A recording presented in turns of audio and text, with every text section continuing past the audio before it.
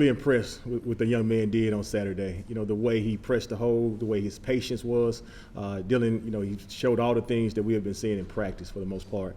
I was really impressed with protection. You know, that's one thing we know as a young back he's been consistently working on. He stepped up, he fit the guy up. That's all you can ask for, you know, right now. You know, if he had to be more physical, I think he would have been able to be more physical at the point of attack. But, you know, you saw a little bit of what we've been seeing the entire fall camp and entire, basically the season at practice. You know, I'm glad he got a chance to showcase his talents on Saturday.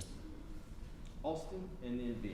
You talk about the protection. The last time we really kind of seen him was at LSU when he missed the protection and then almost still played a heck of a play for first down. How much did you see him kind of come back and go to work in that specific area? Man, you're talking about character, and that's what jumped out at me. You know, the way he prepared, the way he attacked practice, the way he attacked the film room throughout the week. That was most impressive, I thought, what he did. Ever since that LSU game, he's been in the film room more. He's determined not to make that same mistake twice, and that's what you want from any young player. You want them guys to understand how important that is and to grow each and every day from it. Jerry, Jalen hasn't lost a lot of fumbles this year, but there's a 5-6 game stretch to start the season in which he put the ball on the ground to start the season. He hasn't really done that the last couple of games. What's been the difference there? Has been just him adjusting to getting hit because he wasn't in fall camp, or has he made an adjustment in how he's carrying the ball? Well, I think you're spot on. I think, you know, when you go through 20 or so practices in camp, and he never was able to go through really a full contact practice where you actually have to squeeze the ball and strain. I think the first few games of the season really caught him off guard. Just that sense of urgency and really the focus of making sure you squeeze the football. Some of those fumbles were just really just simple, not bad ball security from a standpoint of where the ball placement is, but some of those fumbles were just not squeezing the football when you got out on the perimeter.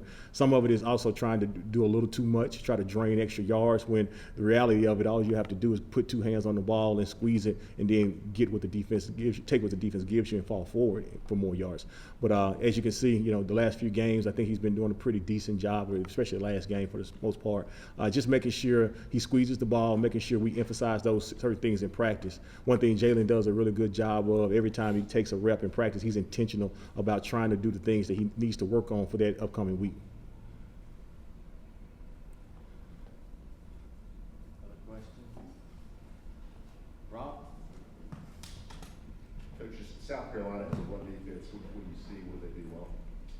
Well, right now, you know, a lot of cast of characters is from a standpoint of they're rotating a lot of different bodies, whether it be guys earning more playing time or whether it be injuries, whatever the case may be. You can just see a lot of different people, you know, rotating in at the linebacker positions, up front, and at the secondary level. I think one thing they do is they do a good job from a standpoint of pursuit. Those guys fly to the ball. There's always bodies around the ball for the most part. The linebackers are extremely active, sideline to sideline. We're going to have to do a great job of making sure, one, we protect the football, but two, understanding the patience that we're going to have. Those guys are really going to be fast flowing to the ball, and we got to make sure that we do a great job of delivering blocks from the running back position to allow our offensive linemen to get up to those second level. Patrick and Adam? Coach, with Jabari sort of used limited just a couple of carries, had the shoulder flare up. Is that just sort of a game-to-game thing? You hope it doesn't flare up with him, or is that something that he's had to? How has he kind of managed that throughout the season? I think it's game to game. You know, sometimes, you know, he takes a hit on it that's, you know, unfortunate where he can't finish the game. Last week there was no hits like that. He was able to finish the game and do well. I think one of the things for him is just continue to develop strength in that shoulder. So we got some things in the training room and also in the strength conditioning program that are helping him gain that strength within that shoulder. So far, so good. You know, he sometimes when he doesn't finish, he's right back at practice on that Sunday, Monday, and rehabbing and doing the things he's supposed to be. You know, he was full speed today, no issues, played actually fast today at practice, to be honest with you. When you guys are subbing running backs during a game, is it purely based on personnel packages? This guy's got to be in for this specific package, or is it more sort of fluid of you're looking when a guy needs to come out or go in? How is that communicated during games when you sub?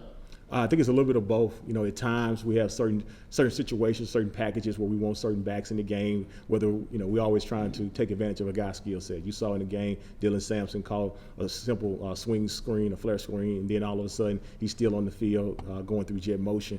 That was just one of those situations where he has really good hands and we want to get the young man in space.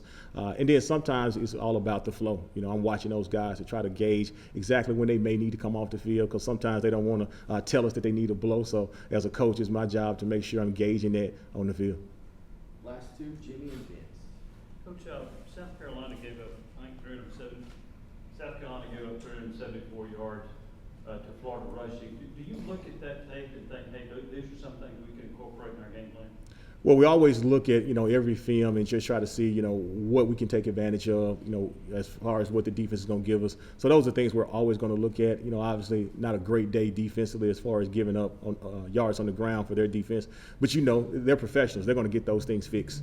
So we got to make sure that we're doing what we're supposed to do. We got to make sure that, we're not only looking at that game, but there are other games where they gave up extremely less yards. So we're trying to combine, hey, that was a day performance. It wasn't their day. But there's been other games where they have really stoned the run. So we're just trying to make sure that we do our due diligence and make sure we evaluate all the film to see exactly what plays that we're going to be able to incorporate. Sounds like Justin Williams-Thomas had a good spring, but we really haven't seen him as much on the field. Where is he in his development? Justin's doing well. A young player as far as learning and growing. I think a lot of times when you're a true freshman, especially with a lot of the fanfare coming out of high school, a lot of these guys think they're going to walk in the door and compete with 20, 21-year-old men. Everybody develops differently. And I think that's one of the big things Justin is learning as he continues to grow. He's on the practice squad. He's doing what he's supposed to do. He's still coming over, trying to get better. But sometimes it just takes a little bit longer. Right now, with the growth of Dylan Sampson and then the other two, Jalen Wright and Jabari in front of him, it's just hard for him to get on the field and get reps. But I do think he's got a bright future ahead of him. Thank you, Coach. Thank you, guys.